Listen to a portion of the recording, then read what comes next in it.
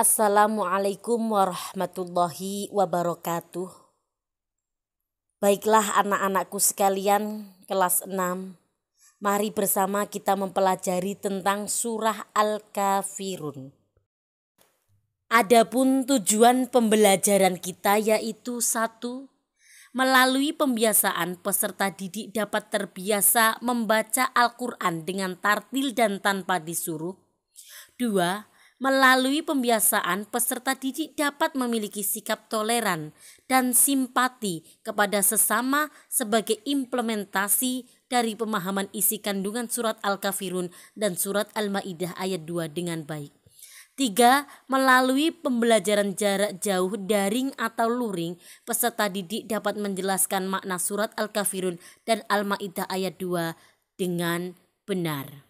Sebelum kita membaca dan memahami makna surat Al-Kafirun, terlebih dahulu mari kita melantunkan syair tentang surat Al-Kafirun agar kita lebih bersemangat. 1, 2, 3.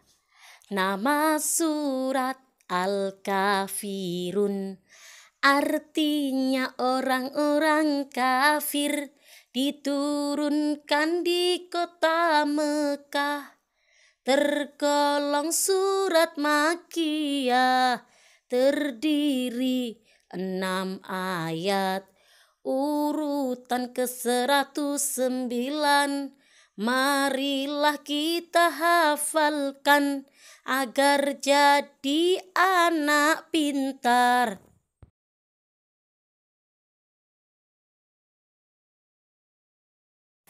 Selanjutnya, mari anak-anak kita bersama-sama membaca surat Al-Kafirun dengan tartil. A'udzu billahi minasyaitonir rajim.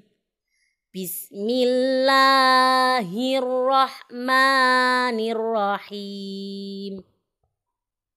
Qul ya ayyuhal kafirun la a'budu ma ta'budun wala antum abiduna ma a'bud wala ana abidum ma abattum wala antum abiduna ma a'bud lakum dinukum waliyadin.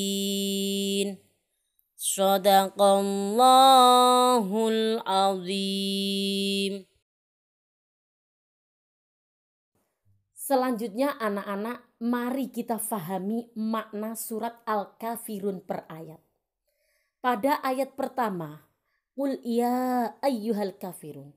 Katakanlah Muhammad, wahai orang-orang kafir.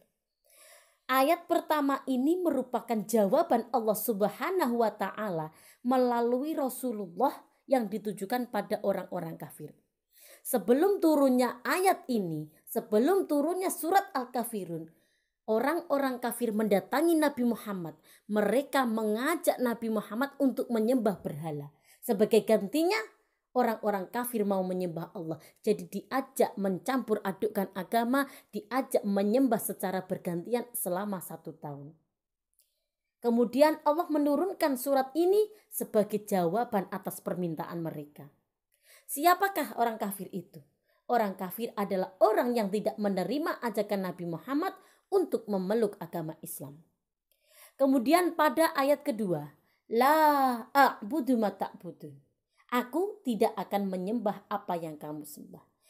Maksud dari ayat ini adalah kita tidak boleh menyembah atau beribadah berdasarkan tata cara ibadah agama lain. Umat Islam hanya menyembah Tuhan yang Maha Esa, yaitu Allah Subhanahu wa ta'ala sesuai dengan ajaran yang terdapat dalam surat Al-Ikhlas ayat 1. Surat Al-Ikhlas ayat 1 yang berbunyi Qul huwallahu ahad. Katakanlah Tuhan itu satu. Jadi Tuhan kita hanya satu, yaitu Allah Subhanahu wa ta'ala. Tidak ada yang lain. Kita lanjutkan ayat ketiga. wala antum abiduna ma a'bud, dan kamu bukan penyembah apa yang aku sembah.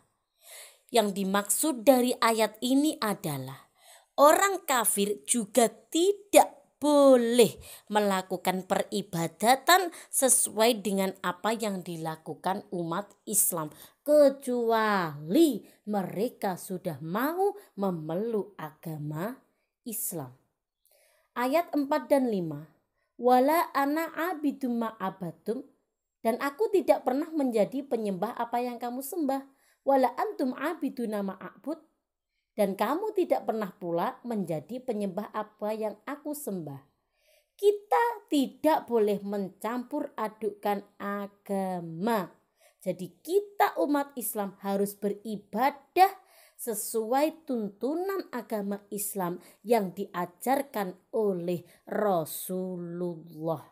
Itu yang dimaksud, kita tidak boleh mencampur adukkan urusan agama. Kita menyembah sesuai tata cara kita, orang kafir sesuai dengan tata cara orang kafir. Selanjutnya ayat yang terakhir yaitu lakum dinukum waliyadin, untukmu agamamu dan untukku agamaku. Kita harus menghormati ajaran agama yang dianut oleh mereka yang berbeda agama.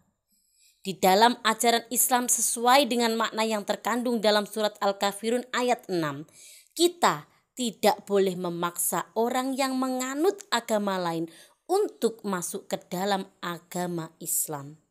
Apalagi memaksa orang yang menganut agama lain untuk beribadah sesuai ajaran Islam. Anak-anakku sekalian, setelah kita membaca surat Al-Kafirun, kemudian memahami maknanya per ayat, kita mendapat gambaran bahwa dalam surat Al-Kafirun terdapat beberapa pelajaran, yaitu 1. Orang-orang kafir pada masa Rasulullah untuk saling menyembah sesembahan masing-masing agar Rasulullah berhenti berdakwah. Tapi ajaran tersebut langsung ditolak oleh Allah dengan menurunkan surat Al-Kafirun. Yang kedua, kita dilarang mencampur adukkan agama dengan cara melakukan peribadatan sesuai dengan tata cara agama lain. 3, kita harus benar-benar mengesahkan Allah dan dilarang berbuat kemusyrikan. Musyrik artinya menyembah selain Allah. Dan keempat, kita harus toleransi dan menghargai ajaran agama lain. Surat Al-Kafirun mengajarkan toleransi antar umat beragama. Bukan berarti kita tidak boleh bergaul dengan umat non-Islam. Dengan siapapun, orang beragama apapun, kita boleh berdampingan hidup dengan rukun. Akan tetapi kita tetap menghormati dan beribadah sesuai dengan tata cara masing-masing. Sekian dan terima kasih. Semoga bermanfaat. Wassalamualaikum warahmatullahi wabarakatuh.